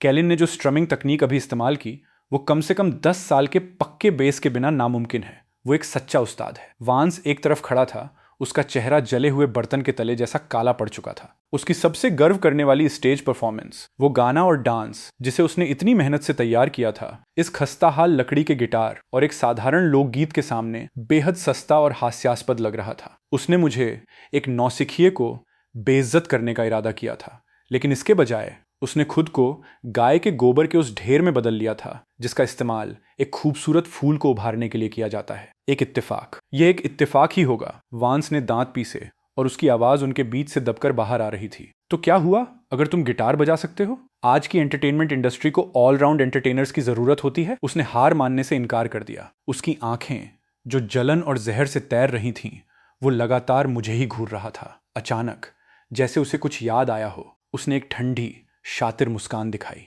मिस्टर कैलिन की म्यूजिक की जानकारी वाकई काफी अच्छी है। लगता है आप अपने खाली समय में बहुत प्रैक्टिस करते हैं। वांस ने माइक्रोफोन छीन लिया और लाइव चर्चाओं को जबरदस्ती बीच में ही काट दिया। हालांकि चूंकि ये एक लाइव वैरायटी शो है, इसलिए सिर्फ गाना बहुत बोरिंग है। ईसाडोरा एक बेस्ट एक्ट्रेस विनर है और मैं एक एक्टर हूं। क्यों ना हम अगले पड़ाव पर चलें? चलिए एक्टिंग में मुकाबला करते हैं। होस्ट ने डायरेक्टर की तरफ देखा। डायरेक्टर ने ऑफ स्टेज से पागलों की तरह सिर हिलाया। ब्रॉडकास्ट की लोकप्रियता पहले ही सारे चार्ट तोड़ चुकी थी। तो फिर चलिए आपके एक्टिंग स्किल्स का टेस्ट लेते हैं। होस्ट ने जबरदस्त उत्साह के साथ ऐलान किया। वांस ने अपना कॉलर ठीक किया और अपने उस बेहद आत्मविश्वासी रवैये को वापस ले आया। वो भले ही गायकी में हार गया हो, लेकिन एक्टिंग उसका पेशा था। उसने एक बेहतरीन एकेडमी से ग्रेजुएशन किया था। हालांकि उसकी एक्टिंग की हमेशा इस बात के लिए आलोचना की जाती थी कि वो बहुत ही चिपचिपी और बढ़ा चढ़ाकर की गई होती है। लेकिन मेरे जैसे एक आम इंसान के खिलाफ इसका इस्तेमाल करना, जिसने कभी कोई फिल्म का कैमरा भी नहीं देखा था, पूरी तरह से एक तरफा कत्लेआम होने वाला था। हमारा टॉपिक होगा एक लंबे बिछड़ाव के बाद दोबारा मिलते हुए प्रेमी। वांस ने अपनी आंखें सिकोड़ लीं और उसकी लालच भरी नजरें ईसाडोरा पर टिक गईं। ईसाडोरा, चूंकि मिस्टर कैलिन तुम्हारे बॉयफ्रेंड हैं, तो क्यों ना हम उन्हें मेल लीड का रोल करने दें? मैं उस एक्स बॉयफ्रेंड का रोल करूंगा जो तुम्हें वापस पाने की कोशिश कर रहा है। हम बिना तैयारी के इम्प्रोवाइज करेंगे और देखेंगे कि कौन किसकी परफॉर्मेंस का मुकाबला कर पाता है। उसकी शातिर चाल इतनी साफ थी कि मैं उसे स्टेज पर गूंजते हुए सुन सकता था। ये एक्टिंग का मुकाबला कैसे था? ये साफ तौर पर एक्टिंग को एक बहाने के रूप में इस्तेमाल करके लाइव ब्रॉडकास्ट पर सरेआम ईसाडोरा का फायदा उठाने की एक चाल थी। या वो अपने डायलॉग्स और फिजिकल ब्लॉकिंग का इस्तेमाल करके मुझे दबाना चाहता था ताकि मैं एक बेवकूफ की तरह दिखूं। ईसाडोरा मना ही करने वाली थी कि मैंने धीरे से गिटार किनारे रखा और खड़ा हो गया। ठीक है, मैंने वांस की तरफ देखा और मुस्कुराया। क्योंकि तुम खेलना चाहते हो तो मैं तुम्हारा मन रख लेता हूं। स्टेज की लाइटें तुरंत मध्यम हो गईं और सिर्फ एक स्पॉटलाइट बिल्कुल बीच में चमकने लगी। वांस ने एक गहरी सांस ली और तुरंत अपने किरदार में आ गया। मुझे ये मानना ही पड़ेगा कि उसका शारीरिक दिखावा वाकई काफी धोखा देने वाला था। वो तेजी से ईसाडोरा के पास गया और उसने उसकी कलाई पकड़ ली। उसकी आंखों में एक पागलपन और सनक भरी लालसा जल रही थी। ईसाडोरा, तुम मुझसे छिप क्यों रही हो? मुझे पता है तुम अभी भी मुझसे प्यार करती हो। वो लड़का केलिन तुम्हारे लायक बिल्कुल भी नहीं है। जैसे जैसे वांस अपने डायलॉग बोल रहा था, उसने मौका पाकर अपने शरीर को ईसाडोरा के और करीब कर लिया। उसका दूसरा हाथ बहुत ही सधे हुए तरीके से आगे बढ़ा, जो ईसाडोरा की कमर के चारों ओर लिपटने की कोशिश कर रहा था। उसकी पीठ कैमरे की तरफ थी, जिससे दर्शकों को बहुत कुछ दिखाई नहीं दे रहा था, लेकिन मैं इसे पूरी तरह से साफ देख सकता था। उसकी आंखों की गहराई में एक घिनौनी, हवस भरी चमक कौंध गई। वो इस बात की शर्त लगा रहा था कि लाइव कैमरे के लेंस के सामने ईसाडोरा उस पर भड़कने की हिम्मत नहीं करेगी। वो इस बात पर दांव लगा रहा था कि मैं, जो इस फील्ड का बिल्कुल भी नहीं था, उसके ऑरा से डर जाऊंगा और बस किनारे पर खड़ा रहूंगा, पूरी तरह से हैरान रहूंगा कि क्या करना है, और सिर्फ एक बैकग्राउंड प्रॉप से ज्यादा कुछ नहीं बनूंगा। ईसाडोरा की भौहें गहराई से सिकुड़ गईं और वो झटके से खुद को दूर खींचने ही वाली थी कि तभी एक तेज खटकने की आवाज गूंजी। शांत स्टूडियो में बेल्ट के बकल के खुलने की वो साफ आवाज बेहद अप्रत्याशित थी। वांस की हरकतें रुक गईं। मैंने बिना किसी जल्दबाजी के अपनी शर्ट के कॉलर का ऊपर का बटन खोला और फिर दूसरा बटन भी। वो सुस्त और कैजुअल ऑरा जो आमतौर पर मेरे चारों ओर रहता था, उसी पल पूरी तरह से गायब हो गया। मैंने वांस की तरफ नहीं देखा, न ही मैंने ईसाडोरा की तरफ देखा। मैंने बस अपना सिर थोड़ा नीचे झुकाए रखा और अपनी आस्तीनें ऊपर चढ़ाते हुए अपने फोरआर्म्स की चिकनी गठीली मसल्स को बाहर निकाला। जब मैंने अंततः अपना सिर उठाया तो मेरी वे नींदी, आधी झुकी हुई आंखें अब एक ऐसे खूंखार जानवर की तरह घूर रही थीं जिसे अभी अभी किसी ने बड़ी बेदर्दी से जगा दिया हो। मेरी पुतलियों की गहराई से एक खौफनाक और जबरदस्त आक्रामकता झलक रही थी। उस पल हवा मानो जम सी गई। मैं कदम दर कदम उनकी तरफ बढ़ा। कोई जोरदार चीख पुकार नहीं थी, कोई बढ़ा चढ़ाकर किए गए इशारे नहीं थे।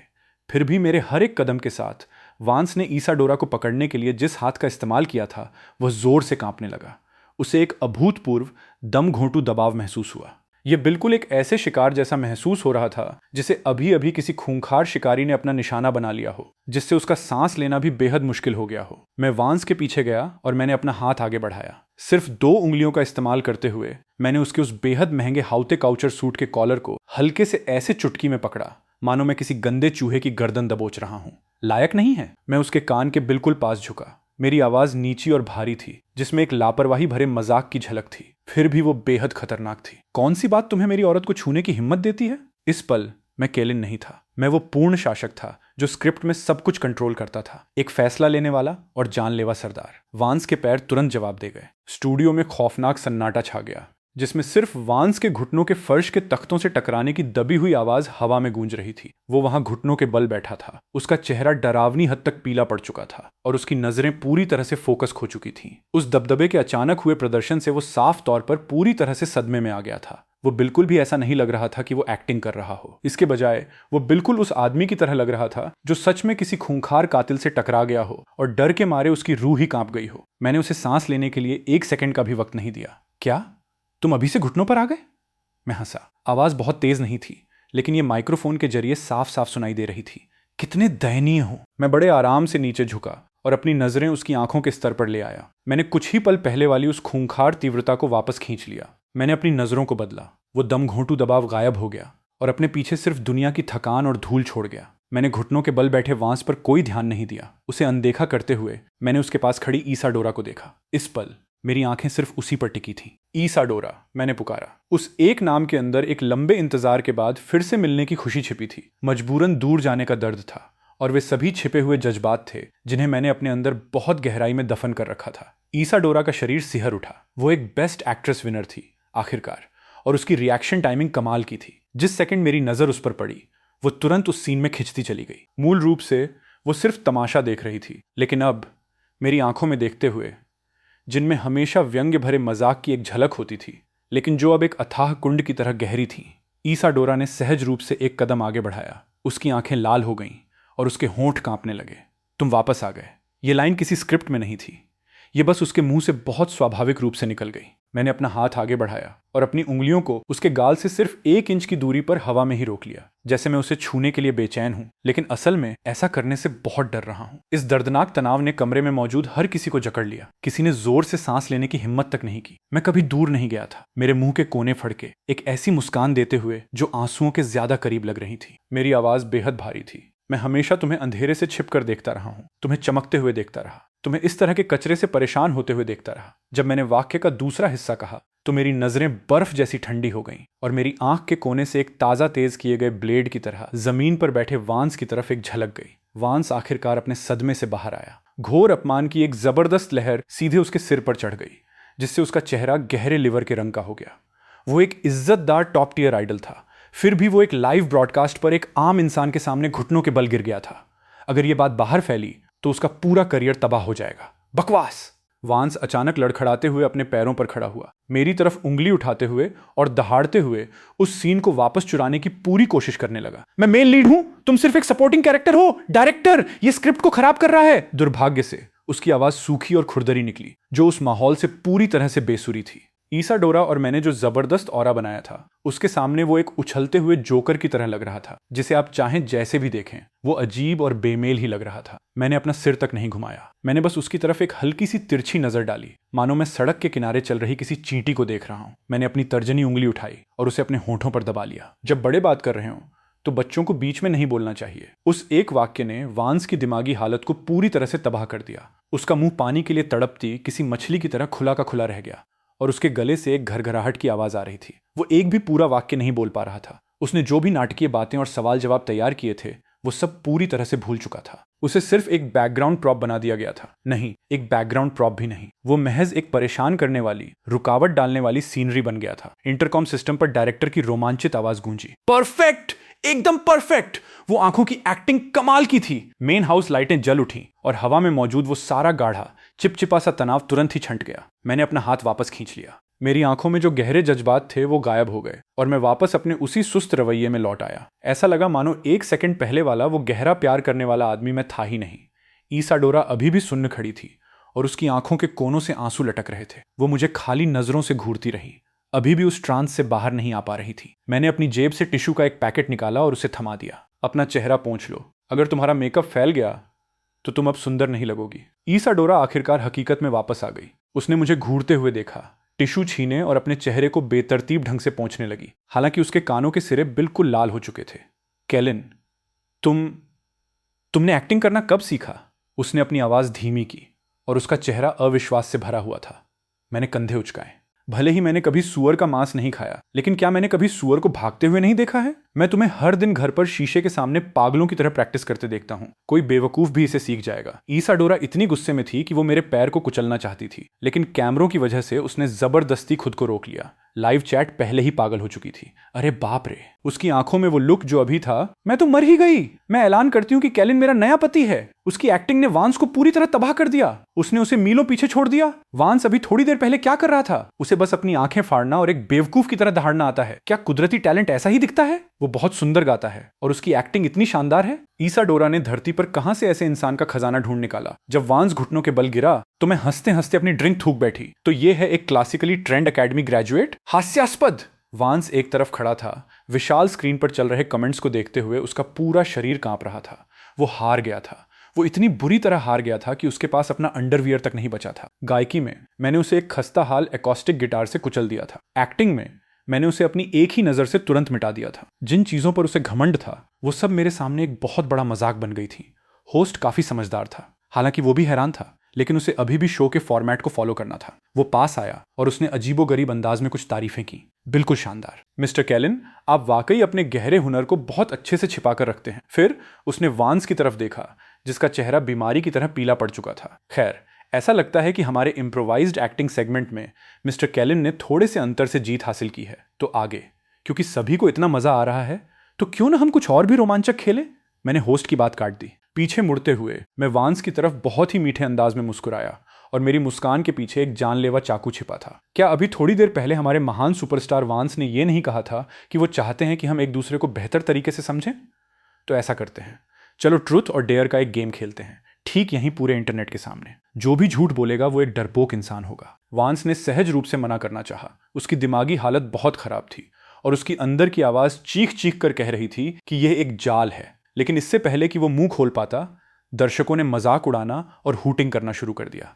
खेलो खेलो! भीड़, जो और ज्यादा ड्रामे के लिए बेताब थी, उसे इस बात की कोई परवाह नहीं थी कि तमाशा कितना बड़ा होने वाला है। ऑफ स्टेज डायरेक्टर वांस को चुनौती स्वीकार करने का इशारा कर रहा था। ब्रॉडकास्ट की लोकप्रियता आसमान छू रही थी। अगर वांस अब पीछे हट गया तो उसकी सच्चे और अपनी बात पर टिके रहने वाले इंसान की छवि पूरी तरह से ढह जाएगी। वांस ने अपनी इज्जत बचाने के लिए खुद को मजबूर करते हुए दांत पीसे। ठीक है, चलो खेलते हैं। मेरा जमीर साफ है, मेरी परछाई एकदम सीधी है, मुझे किस बात का डर है? शानदार। मैंने चुटकी बजाई। स्टेज क्रू 2 कुर्सियां ले आया। हम एक दूसरे के आमने सामने बैठे, 1 मीटर से भी कम दूरी पर। इसे इन्वेजन डिस्टेंस हमले की दूरी कहा जाता था। इतने करीब होने से मानसिक दबाव कई गुना बढ़ जाता था, जिससे चेहरे के भावों में होने वाले जरा से बदलाव को छिपाना भी नामुमकिन हो जाता था। मेरे पास साइकोलॉजी में मास्टर डिग्री थी। मैं इसका इस्तेमाल बहुत कम करता था, लेकिन वांस जैसे खाली भूसे के ढेर से निपटने के लिए यह जरूरत से ज्यादा था। नौसिखिया होने के नाते मैं पहले सवाल पूछूंगा। मैं अपनी कुर्सी पर पीछे की तरफ झुक गया, लापरवाही से अपने हाथ में एक लाइटर के साथ खेलते हुए। मिस्टर वांस, पहला सवाल बहुत आसान है। क्या आप सच में ईसाडोरा से प्यार करते हैं? वांस एक पल के लिए रुका।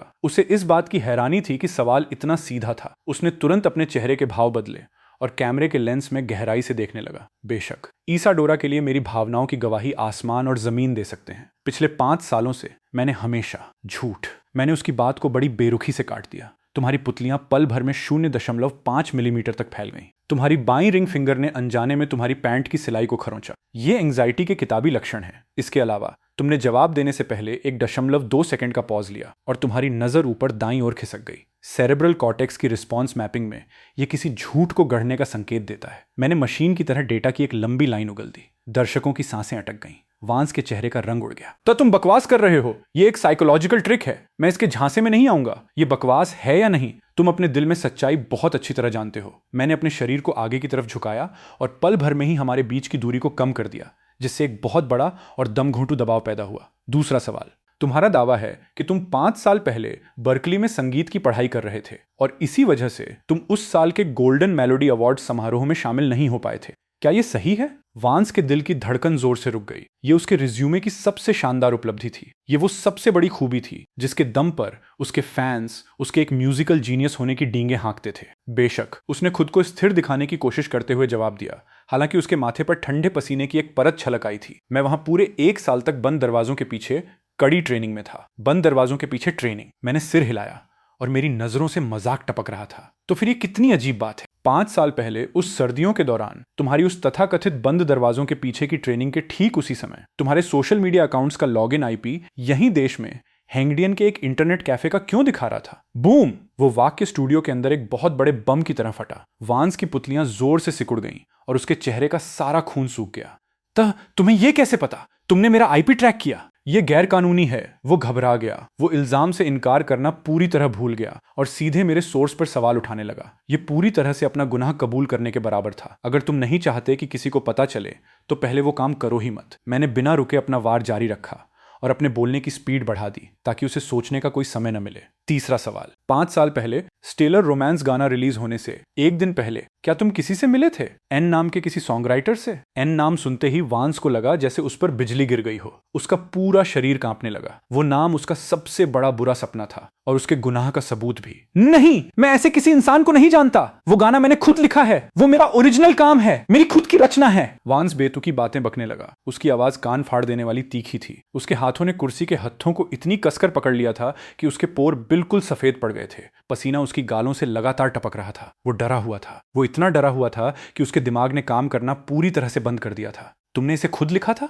मैंने ताना मारा। मेरी नजर चाकू की तरह तेज थी। अगर तुमने इसे खुद लिखा था तो तुम अभी थोड़ी देर पहले स्टेज पर कोरस में सिंकोपेटेड रिदम्स को सही से क्यों नहीं गा पाए? तुम्हें यह तक क्यों नहीं पता था कि यह गाना मूल रूप से एक गुजर चुकी दादी के लिए लिखा गया था और इसके बजाय तुमने इसे एक कचरे जैसे घिसे पिटे लव सॉन्ग में बदल दिया? चुप रहो, तुम चुप रहो। वांस पूरी तरह से टूट गया। वो अपनी कुर्सी से उछल पड़ा। उसकी आंखें पागल कुत्ते की तरह खून से लाल थीं। तुम क्या जानते हो? मैं एक टॉप टियर आइडल हूं। अगर मैं कहता हूं कि ये एक लव सॉन्ग है तो ये एक लव सॉन्ग है। तुम बस एक ऐसे इंसान हो जो कचरा गाने लिखता है। तुम मार्केट के बारे में क्या जानते हो? कमर्शियल पैकेजिंग के बारे में तुम क्या जानते हो? पूरे दर्शकों के बीच मौत सा सन्नाटा छा गया। हर कोई गहरे खौफ के साथ इस आइडल को देख रहा था जो आमतौर पर इतना सौम्य और शालीन रहता था, और अब वो एक बेहद भयानक और विकृत चेहरा दिखा रहा था। ईसाडोरा ने अपना मुंह ढक लिया। वो पूरी तरह से सदमे में घूर रही थी और उसकी आंखें वांस और मेरे बीच पागलों की तरह घूम रही थीं। वांस के उस बेहद घिनौने प्रदर्शन को देखते हुए मैं धीरे से अपनी कुर्सी से उठा। चूंकि तुम्हें ठीक से याद नहीं आ रहा है तो मुझे तुम्हारी याददाश्त ताज़ा करने में मदद करने दो।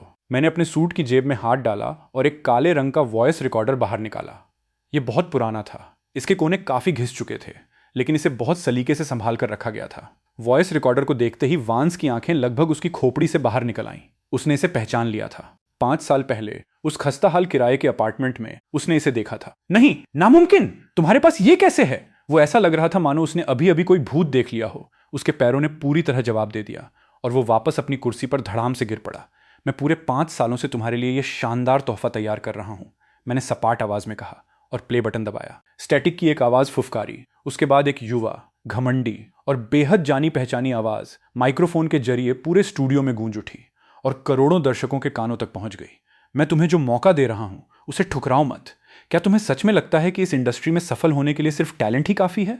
इस इंडस्ट्री में पूंजी ही इकलौती असली मालिक है। जब तक हम कैलिन पर चोरी का इल्जाम मढ़ सकते हैं, मैं डेब्यू कर सकता हूं, मैं मशहूर हो सकता हूं। रही बात कैलिन की, उस परम बेवकूफ की, तो उसे बलि का बकरा बनने दो और उसे यहां से दफा होने दो। वैसे भी कोई उसकी बात पर यकीन नहीं करने वाला। ऑडियो बिल्कुल साफ था। यहां तक कि बैकग्राउंड में बियर की बोतलों के टकराने की आवाज भी साफ सुनी जा सकती थी। स्टूडियो में एक डरावना सन्नाटा छा गया। एक सच्चा, मुकम्मल सन्नाटा। लाइव चैट भी पूरे 3 सेकंड के लिए स्क्रॉल होना बंद हो गई। वांस के चेहरे का खून तुरंत सूख गया, जिससे वो एक लाश की तरह मटमैला और हारा हुआ लग रहा था। अगले ही सेकंड उसने एक भयानक दहाड़ मारी। एक पूरी तरह से पागल इंसान की तरह वो वॉइस रिकॉर्डर छीनने के लिए झपटा। मुझे दो, इसे मुझे दो, ये नकली है, ये एडिट किया गया है। उसकी हरकतें चौंकाने वाली हद तक तेज थीं, जिसमें हम दोनों को एक साथ खत्म करने की एक पागलपन भरी हताशा थी। मुझे इसका अंदाजा था। मैं बस उससे बचने के लिए एक तरफ हट गया और उसे गिराने के लिए हल्के से अपना पैर अड़ा दिया। वांस मुंह के बल जमीन पर जोर से गिरा। वो वहां पड़ा रहा और वापस उठने की कोशिश करने लगा, लेकिन मैंने अपना पैर मजबूती से उसकी पीठ के बीच में रख दिया, उसे नीचे दबाते हुए। मैंने ऊपर से उसे नीचे देखा। मेरी आंखें बर्फ की तरह ठंडी थीं। वांस, गेम खत्म हो चुका है। वॉइस रिकॉर्डर का ऑडियो अचानक कट गया, लेकिन वो घमंडी लाइन, पूंजी ही इकलौती असली मालिक है, विशाल स्टूडियो में बार बार गूंजती रही, जो चेहरे पर पड़ने वाले किसी बहरे कर देने वाले थप्पड़ की तरह थी। कमरे में मौत का सन्नाटा पसरा हुआ था। वांस फर्श के तख्तों पर दबा हुआ लेटा था और उसका शरीर जोर जोर से फड़क रहा था। यह गहरे खौफ और भयंकर गुस्से के आपस में टकराने से पैदा होने वाली एक अनैच्छिक शारीरिक प्रतिक्रिया थी। उसका गाल ठंडे फर्श पर दबा हुआ था। उसका पहले वाला वो बेदाग हेयर स्टाइल अब एक बिखरे हुए मुर्गी के घोंसले जैसा लग रहा था। उसका वो बेतुका महंगा हाउते काउचर सूट धूल से सना हुआ था। वो घर से निकाले गए किसी आवारा कुत्ते की तरह पूरी तरह से दयनीय लग रहा था। नामुमकिन, ये नामुमकिन है। वो बेतरतीब ढंग से बुदबुदाया। अचानक उसने अपना सिर झटके से ऊपर उठाया। उसकी लाल आंखें एक कातिलाना घूरने के साथ मुझ पर टिक गईं और उसके दिमाग में बची समझदारी की आखिरी डोर भी पूरी तरह से टूट गई। केलिन, मैं तुम्हें जान से मार दूंगा। खून जमा देने वाली एक दहाड़ के साथ वांस को पता नहीं कहां से ताकत मिली और वो जमीन से उछल पड़ा। वो एक कोने में फंसे पागल सांड की तरह लग रहा था, जिसने बिना सोचे समझे अपनी मुट्ठी सीधे मेरे चेहरे की तरफ घुमा दी। मुक्के में हवा के चीरने की आवाज थी। उसने साफ तौर पर अपनी पूरी ताकत उसमें झोंक दी थी। दर्शक खौफ के मारे चीख पड़े। ईसाडोरा इतनी डर गई थी कि उसका चेहरा पूरी तरह से सफेद पड़ गया था। उसने सहज रूप से अपने शरीर से मुझे बचाने के लिए आगे बढ़ने की कोशिश की। केलिन, बचो! मैं बिना अपनी आंख झपकाए बिल्कुल शांत खड़ा रहा। जब उसकी मुट्ठी मेरी नाक की नोक से सिर्फ 3 सेंटीमीटर दूर थी, तभी मैं हिला। मैंने बचने के लिए अपना सिर झुकाया। मेरी हरकत इतनी तेज थी कि वो बस एक धुंधली परछाई जैसी लगी। वांस का मुक्का खाली हवा में लगा और उस जबरदस्त गति के कारण उसका शरीर भारी रूप से आगे की तरफ लड़खड़ा गया। उसकी गति के साथ बहते हुए मैंने अपना हाथ उठाया। मेरी 5 उंगलियां उसकी कलाई के चारों ओर एक लोहे के शिकंजे की तरह कस गईं। जैसे ही उसकी हड्डी अपनी जगह से खिसकी, एक तेज खटकने की आवाज गूंजी। ठीक उसके बाद मैंने अपनी कमर से ताकत लगाई और एक बहुत ही साफ और बेरहम ग्रैपलिंग थ्रो किया। उसकी अपनी ही आगे बढ़ने की गति का उसके खिलाफ इस्तेमाल करते हुए मैंने उसके पूरे शरीर को जोर से जमीन पर पटक दिया। टक्कर की वो भयानक आवाज उसके पहले गिरने की तुलना में कहीं ज्यादा भारी थी। वांस चारों खाने चित पड़ा था और मेरे नीचे मजबूती से दबा हुआ था। मैंने अपना हाथ बेरहमी से उसके चेहरे के एक हिस्से पर दबा दिया, जिससे उसके आधे नैन नक्श पूरी तरह से पिचक गए। कटते हुए सूअर जैसी चीखें ब्रॉडकास्ट स्टूडियो को चीरती हुई गूंज उठी। मैं एक घुटने के बल उसकी पीठ पर बैठ गया। मैंने उसके एक हाथ को मोड़कर उसके पीछे कर दिया, जबकि मेरे दूसरे हाथ ने उसकी गर्दन के पिछले हिस्से को जकड़ लिया, जिससे वो पूरी तरह से हिलने डुलने में असमर्थ हो गया। हरकतों का यह पूरा क्रम बहते पानी की तरह इतना सहज था और इतनी तेजी से किया गया था कि कैमरे बमुश्किल इसे कैद कर पाए। बचपन में ईसाडोरा को उसकी लड़ाइयों में जिताने के लिए मैंने मिक्स्ड मार्शल आर्ट्स की गंभीर और सख्त ट्रेनिंग में सालों गुजारे थे। शराब और जंगली लाइफस्टाइल से खोखले हो चुके शरीर वाले एक ट्रैफिक स्टार को गिराना एक तरफा कत्लेआम से कम नहीं था। मैंने एक हल्की सी सांस ली और सीधा हमारी तरफ पॉइंट किए गए लाइव ब्रॉडकास्ट कैमरे की तरफ देखा। उस पल लेंस में एक ऐसा चेहरा दिखाई दे रहा था जिससे पूरी तरह से बेपरवाही झलक रही थी। मैंने वांस के कान के पास अपना सिर नीचे किया, जो मेरे नीचे पागलों की तरह तड़प रहा था और गंदी गालियां बक रहा था। मेरी आवाज हड्डियों को कंपा देने वाली थी। वांस, क्या तुम जानते हो कि मैंने पिछले 5 सालों में तुम्हारे खिलाफ कोई कदम क्यों नहीं उठाया? दर्दनाक पीड़ा से वांस जोर से कांप उठा। वह भारी सांसें ले रहा था और मुझे खौफ से घूर रहा था। मैं उसके कान के और भी करीब झुका, एक ऐसी आवाज का इस्तेमाल करते हुए जिसे सिर्फ हम दोनों और वो माइक्रोफोन जिसे मैं जानबूझकर करीब खींच लाया था ही सुन सकते थे। मैंने हर शब्द के बाद साफ साफ रुकते हुए कहा, मैंने 5 साल पहले तुम्हें इसलिए नहीं छुआ क्योंकि मुझे लगा कि तुम बहुत ज्यादा गंदे हो। मैंने उसकी गर्दन के पिछले हिस्से पर अपनी पकड़ ढीली कर दी और बहुत ज्यादा घिन के मारे अपने हाथ को अपने कपड़ों से पोंछ लिया। फिर मैं खड़ा हो गया और ऊपर से उसे नीचे देखा। कैमरे का सामना करते हुए मैंने आखिरकार वो वाक्य बोल ही दिया जिसे मैंने 5 लंबे सालों से अपने दिल में दबा कर रखा था। मैं आज तुम्हें कुचल रहा हूं ताकि ईसाडोरा के आगे बढ़ने का रास्ता पूरी तरह से और बेदाग तरीके से साफ हो जाए। स्टूडियो में 1 सेकंड के लिए सन्नाटा छा गया। अगले ही सेकंड ऐसा लगा मानो कोई सोया हुआ ज्वालामुखी आखिरकार फट पड़ा हो। पूरा एरिना हंगामे में फूट पड़ा। लाइव चैट कमेंट्स ने स्क्रीन को पूरी तरह से ढक दिया, जो सिर्फ लाल विस्मयादिबोधक चिन्हों एक्सक्लेमेशन मार्क्स से भरी हुई थी। केलिन अपराजेय है। वे मूव्स कितने हैंडसम थे। Pure alpha energy. एक असली मर्द ऐसा ही दिखता है। जिस औरत से वो प्यार करता है उसकी हिफाजत के लिए 5 साल तक सब कुछ सहा और फिर एक ही बार में अपने दुश्मन को मिटा दिया। बहुत ज्यादा गंदा। वो लाइन बहुत जानलेवा थी। वांस इस बार पूरी तरह और मुकम्मल तौर पर खत्म हो चुका है। वो ग्रैपलिंग टेकडाउन देखना बहुत ही सुकून देने वाला था। जब आप एक सीधे सादे इंसान को बहुत ज्यादा परेशान करते हैं तो यही होता है। ठीक उसी वक्त स्टूडियो के विशाल दरवाजे जोर से खुले। टेलीविजन स्टेशन के सुरक्षा गार्डों के साथ कई वर्दीधारी पुलिस अधिकारी गंभीर चेहरे लिए स्टेज पर तेजी से चले आए। मिस्टर वांस, हमें एक रिपोर्ट मिली है। आप पर कमर्शियल फ्रॉड, जबरन वसूली और भारी टैक्स चोरी के कई आरोप हैं। कृपया पूछताछ में मदद करने के लिए हमारे साथ चलें। लीडिंग ऑफिसर ने अपना बैज दिखाया। वांस, जो अभी तक पूरी तरह से अपने होश में नहीं आ पाया था, उसकी कलाइयों पर ठंडी धातु की हथकड़ियां कस दी गईं। कुछ देर पहले वाली ऑडियो रिकॉर्डिंग सिर्फ चोरी का सबूत नहीं थी, ये टॉप पर पहुंचने के लिए उसकी गैर कानूनी जबरन वसूली का झुठलाया न जा सकने वाला सबूत था। इसके साथ ही कुछ ही मिनट पहले लाइव टेलीविजन पर उसका सरेआम शारीरिक हमला उसे जेल भेजने के लिए पूरी तरह से पक्की गारंटी थी। वांस का चेहरा मौत की राख के रंग का था। उसके पैर इतने कमजोर थे कि उसे लगभग घसीट कर ले जाना पड़ा, जिसे 2 अधिकारियों ने सहारा दे रखा था। जब वो मेरे पास से गुजरा तो उसने मेरी आंखों में गहराई से देखा। उसकी नजरों में जहरीली नफरत और कड़वी अनिच्छा भरी थी। उसके होंठ ऐसे हिले जैसे वो कुछ कहना चाहता हो, लेकिन आखिर में कोई आवाज नहीं आई। उसे पता था कि वो खत्म हो चुका है। इस इंडस्ट्री में एक बार जब कोई स्कैंडल आपको बर्बाद कर देता है तो आप हमेशा के लिए शापित हो जाते हैं। वांस के वहां से ले जाए जाने के बाद यह हंगामेदार तमाशा आखिरकार खत्म हुआ। बैकस्टेज पर डायरेक्टर इतना रोमांचित था कि वो लगभग बेहोश ही होने वाला था। आज रात की व्यूअरशिप रेटिंग्स ने सिर्फ स्टेशन के रिकॉर्ड ही नहीं तोड़े थे, उन्होंने देश की लाइव वैरायटी ब्रॉडकास्टिंग इंडस्ट्री में इतिहास रच दिया था। स्टेज की लाइटें धीरे धीरे मध्यम हो गईं। मैंने अपने थोड़े सिलवटों वाले कॉलर को ठीक किया और पीछे मुड़ा। ईसाडोरा अभी भी वहीं खड़ी थी। उसकी आंखें एक डरे हुए छोटे खरगोश की तरह लाल थीं। उसने मुझे देखा। उसके होंठ ऐसे हिल रहे थे मानो उसके पास कहने के लिए हजारों शब्द हों। फिर भी उसे समझ नहीं आ रहा था कि कहां से शुरू करे। मैंने आह भरी, उसके पास गया और सहज रूप से उसका सिर सहलाने के लिए हाथ बढ़ाया। तुम वहां एक बेवकूफ की तरह क्यों खड़ी हो? चलो चलें। ईसाडोरा ने सुबकते हुए अपनी नाक सुड़की, फिर अचानक मेरी बाहों में गिर पड़ी। उसके हाथ मेरी कमर के चारों ओर कस गए और उसने अपना चेहरा मेरी छाती में छिपा लिया। केलिन, तुम एक कमीने हो, उसने आंसुओं से भरी भारी आवाज में मुझे कोसा। तुमने ये बात मुझसे 5 साल तक छिपा कर रखी। तुमने मुझे पहले क्यों नहीं बताया? मैंने उसके शरीर की कंपकंपी को महसूस करते हुए धीरे से उसकी पीठ थपथपाई और बेबसी से मुस्कुराया। मैं तुम्हें क्यों बताता? ताकि तुम अपने इस तेज गुस्से को लेकर उसकी पूरी कंपनी को उड़ा दो। ईसाडोरा ने अपना चेहरा मेरी छाती पर रगड़ा और उसके आंसुओं ने मेरी शर्ट को भिगो दिया। मुझे कोई परवाह नहीं। अगर तुमने मुझे फिर कभी धोखा देने की हिम्मत की तो मैं फिर कभी तुम्हारे हाथ के बने नूडल्स नहीं खाऊंगी। ठीक है, ठीक है, मैं तुमसे झूठ नहीं बोलूंगा। मैंने अपनी बाहों को उसके चारों ओर लपेट लिया, पूरे क्रू की ईर्ष्या भरी नजरों के बीच और गवाह के तौर पर चमकने वाले अनगिनत कैमरों की फ्लैश के साथ मैंने बैकस्टेज से बाहर निकलने के रास्ते की तरफ बड़े बड़े कदम बढ़ाए। उस रात सोशल मीडिया के ट्रेंडिंग सर्च पूरी तरह से क्रैश हो गए। केलिन और ईसाडोरा, एक अमर जोड़ी, वांस गिरफ्तार और गॉड टियर एन की वापसी जैसे टैग्स पूरे एक हफ्ते तक फ्रंट पेज की सुर्खियों पर छाए रहे। 3 महीने पलक झपकते ही गुजर गए। देर पतझड़ की एक रात हवा ने पहले ही एक तेज ठंडक ले ली थी। घरेलू फिल्म इंडस्ट्री के सर्वोच्च सम्मान गोल्डन स्टैच्यू अवार्ड्स का शानदार समारोह आज रात नेशनल ग्रैंड थिएटर में आयोजित किया जा रहा था। रेड कारपेट के दोनों ओर स्पॉटलाइट्स ने रात के अंधेरे को दिन की तरह रोशन कर दिया था। वांस का नाम एंटरटेनमेंट सर्कल से पूरी तरह से गायब हो चुका था। मैंने सुना था कि उसे 7 साल की सजा हुई है और फिलहाल वो अंदर सिलाई मशीन चलाकर अपना समय काट रहा है। दूसरी तरफ ईसाडोरा ने अपनी इमेज बदलने वाली मास्टरपीस साइलेंट टेस्टिमनी के साथ सभी बड़े फिल्म फेस्टिवल्स में नॉमिनेशन की झड़ी लगा दी थी। मैं तीसरी पंक्ति में फैमिली सीटिंग एरिया में बैठा था, एक ऐसा सूट पहने हुए जो मुझ पर बिल्कुल फिट नहीं बैठ रहा था और बोरियत के मारे अपने फोन पर गेम खेल रहा था। मेरे आसपास बैठे सभी लोग इंडस्ट्री के दिग्गज और सेलिब्रिटी थे, जो सभी बिल्कुल सीधे और सलीके से बैठे थे। मैं इकलौता था जो पूरी तरह से उस जगह से बेमेल लग रहा था।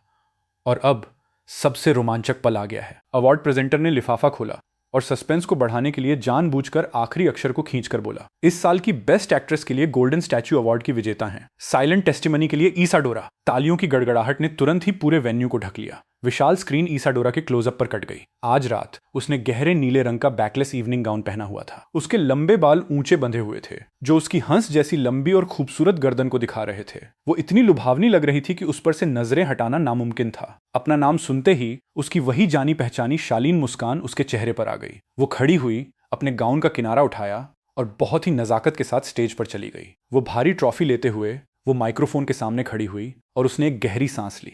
पूरा हॉल शांत हो गया। नई नवेली बेस्ट एक्ट्रेस के एक्सेप्टेंस स्पीच का बेसब्री से इंतजार करने लगा। परंपरा के अनुसार ये वो समय था जब डायरेक्टर को धन्यवाद देना होता था, क्रू को धन्यवाद देना होता था, माता पिता को धन्यवाद देना होता था और अंत में फिल्म की पूरी थीम की तारीफ करनी होती थी। ईसाडोरा ने अपनी ट्रॉफी पकड़ी, उसकी नजरें नीचे मौजूद भारी भीड़ पर घूमी और फिर पूरे अचूक निशाने के साथ तीसरी पंक्ति के उस कोने पर जाकर टिक गई, ठीक उसी जगह जहां मैं बैठा था।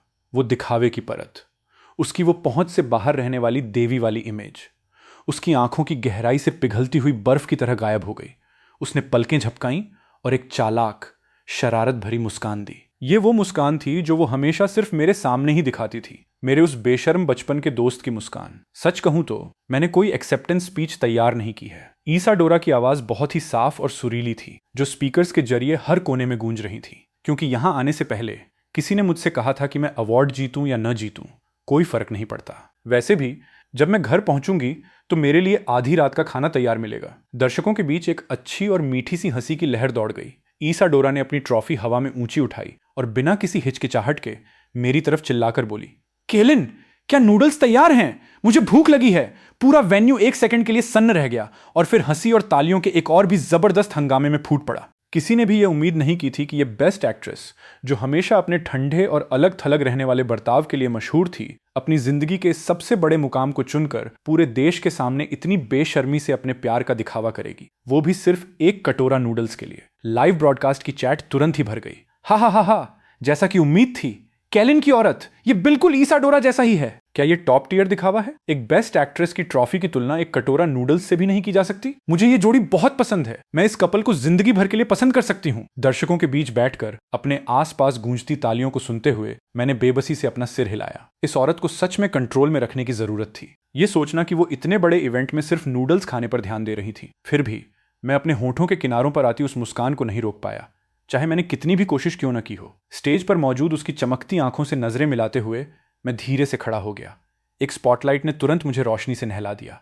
मैं बिना कुछ बोले बस उसकी तरफ देखकर एक अंतहीन प्यार भरी मुस्कान देता रहा। फिर मैंने अपने सूट की जेब में हाथ डाला और एक छोटा सा गहरे नीले रंग का वेलवेट बॉक्स बाहर निकाला, जिसे मैंने बहुत पहले से तैयार कर रखा था। मैंने उसे खोला नहीं, मैंने बस उसे हवा में उठाया और स्टेज पर खड़ी उसकी तरफ हल्के से हिलाया। वो एक रिंग बॉक्स था। हमारे बीच की दूरी के बावजूद मैं साफ देख सकता था कि ईसा डोरा का शरीर झटके से रुक गया। फिर उसने अपना मुंह ढक लिया और उसकी आंखों से तुरंत आंसू छलक पड़े।